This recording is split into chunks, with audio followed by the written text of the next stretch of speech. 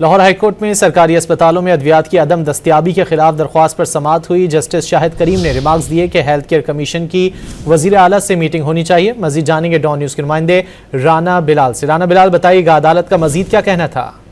जी देखिए, सरकारी अस्पतालों में अद्वियात की अदम दस्तियाबी के खिलाफ दायर दरख्वास्त पर लाहौर हाईकोर्ट में समाअत हुई है और लाहौर हाईकोर्ट के जस्टिस शाहिद करीम ने लैब टेस्टों की फीसों को मुकर्रर करके आइंदा समाअत पर रिपोर्ट पेश करने की भी पंजाब हुकूमत को हिदायत की है और अदालत की जानिब से ये रिमार्क्स भी दिए गए हैं कि हेल्थ केयर कमीशन की चीफ मिनिस्टर पंजाब से मीटिंग होनी चाहिए। इसके बाद रोजाना अस्पतालों के दौरे की जरूरत जो है वो पेश नहीं आएगी। जो दरख्वास्त गुजार के वकील है अजहर सदीक, उनकी जानिब से ये मौक़िफ़ इख्तियार किया गया कि अद्वियात की फराहमी के लिए अस्पतालों को बजट नहीं दिया जा रहा। दौरान समाअत chief executive health care commission अदालत के रूबरू पेश हुए और उनकी जानिब से अदालत को बताया गया कि सर्विसेज अस्पताल और दीगर अस्पतालों की रिपोर्ट तैयार कर ली गई है।